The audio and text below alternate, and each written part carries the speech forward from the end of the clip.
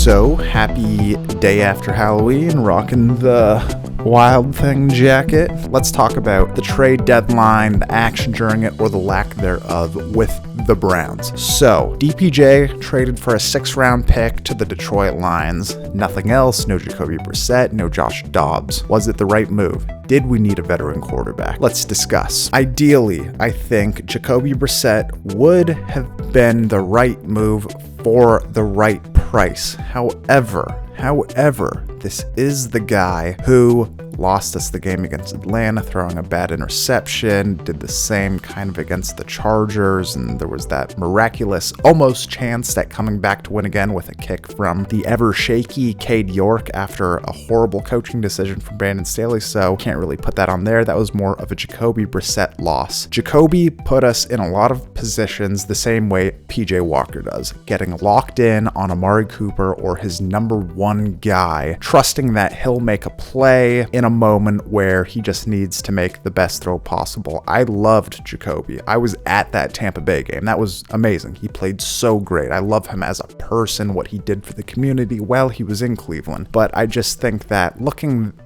at him as the answer long-term, and I mean long-term going into the playoffs, if Watson doesn't work out, you're really not having that much separation from Walker or even what DTR can provide if he came in and didn't have a complete meltdown mentally and just with his nerves and whatnot. I just think to give up a late round pick, those are valuable with this organization. Andrew Berry has done magic with a lot of late round picks, mid round picks. So giving one of those up for Jacoby Brissett for 1 year, it was kind of a lot. I guess the price wasn't right, so they didn't get that. So then we turn our eyes to Josh Dobbs. We got, a 5th-round pick for him, if I'm not mistaken. I'll throw it up on the screen. That was kind of a steal for a guy who was getting benched. Yes, he got traded at the trade deadline, but he was getting benched one way or another because he was 1-6. Did he have some good moments, some solid throws, a win against Dallas? Sure. But is that who we're trusting to carry this team right now? I think, again, that would be wasted picks when we kind of fleeced Arizona and got something good out of him, especially considering the fact that they had to move on from him because he couldn't deliver. Let's not have this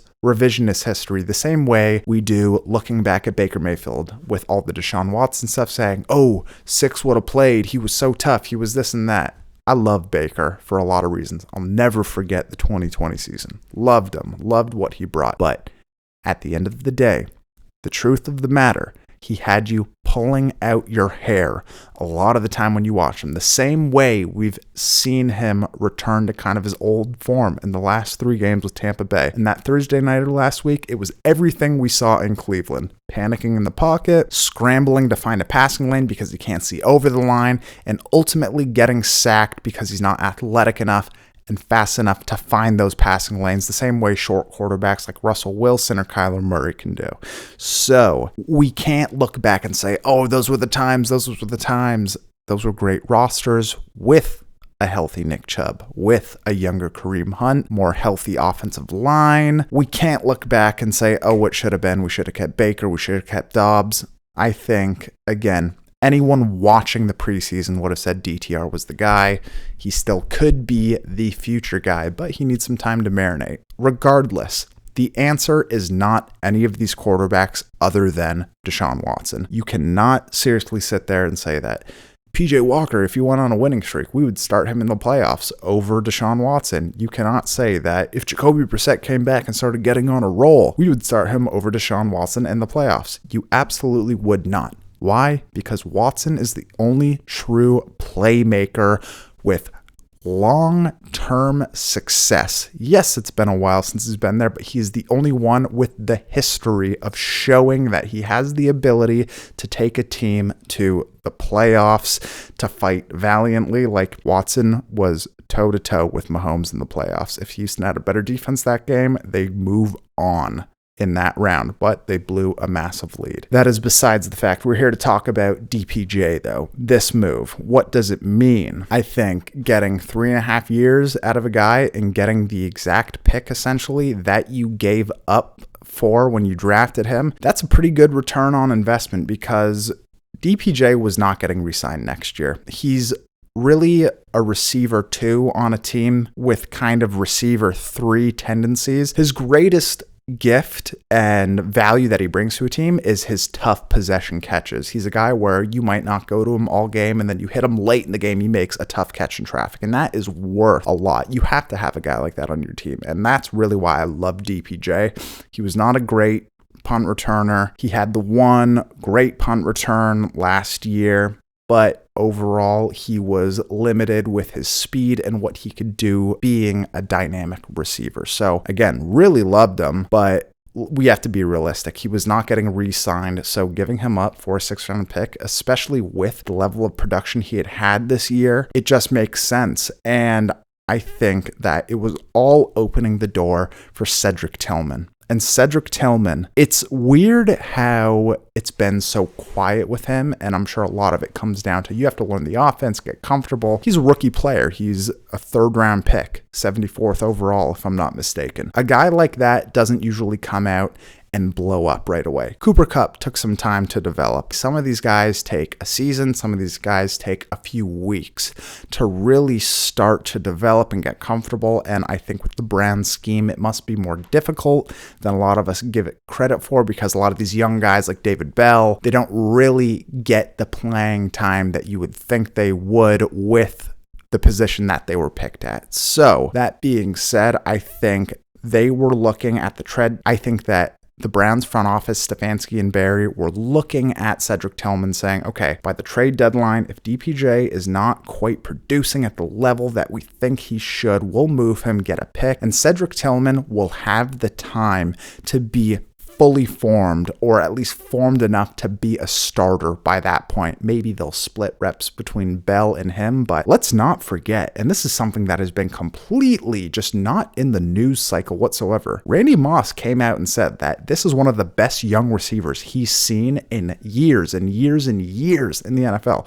And we've had some great players like Justin Jefferson, Jamar Chase, Amon-Ra St. Brown, all of these guys who have been drafted in that period that Randy Moss is referring to. For him to say that he thinks Cedric Tillman has the ability to be the best out of all those guys, it leaves you scratching your head saying, where has this guy been? And even in the preseason, just his ability as a jump baller, a fade ball guy in the red zone, a big body who can win on crossing routes, on slants. That's exactly what this team needs, especially with inaccurate quarterbacks, the way that every quarterback who has started for the Browns this season has been, including Deshaun Watson. Even on his best days, he's kind of missed. So having a guy out there with a bigger frame, I think that we're gearing up to truly test and give Tillman a bigger workload. Again, have David Bell come in and be that guy late in the game where you can trust him to convert on a big 4th down or 3rd down, which he's done multiple times already. I think you can have him as that sure hands, no targets all game, throw him in late. He can be that guy, but Cedric Tillman is someone who needs to start being developed now, because not getting game reps will not help you improve. So I'm very excited. I think that, yes, with the trade deadline, you would have liked to see a veteran quarterback come in for the right price, but it just wasn't there. And really, at what other position do the Browns really need to address? I think they feel that Jed Wills has improved over the past couple weeks, and he absolutely has. He's not perfect, but he is getting better every week. I think,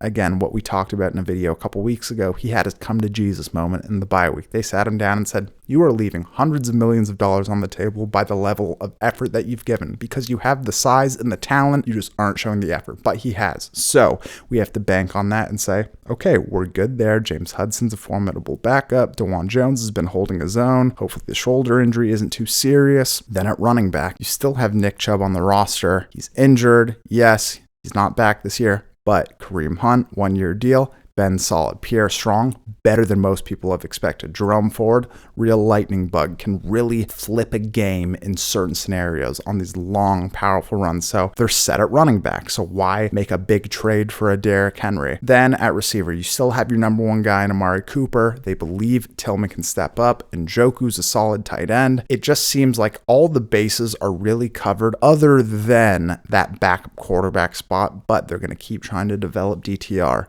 and PJ Walker might get one more start. Then it all rests on the shoulders of Watson because you can't get rid of him, and they want him to be the guy. Defensive backs, stacked. Defensive line, stacked. The only spot for me that I would have said, yes, be aggressive if there was a superstar available the same way it was last year at the linebacker position. That would have been the only spot, because I remember when Roquan Smith was getting moved by Chicago, that was one where I was saying the Browns need a guy like Roquan Smith. They need a true field general at the middle linebacker spot, someone who can just be an absolute game wrecker at the second level. And in the run game, that was one, but there wasn't a guy like that available this year. So all of that to say, what did you want the Browns to do other than get Jacoby Brissett for the right price? Because Josh Dobbs is not the guy that Browns fans remember him to be.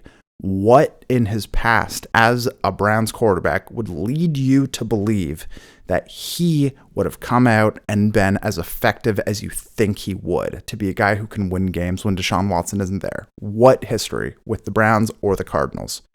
I don't think there's any. I think fans are just upset right now. There's uncertainty, but it all comes down to riding with Deshaun Watson. He is the guy, at least for the next 3 years. And if he's not the guy, then it will come down to DTR, because PJ Walker is not the long-term answer. It will come down to the development of DTR or a late round quarterback pick that they get in the next draft or so.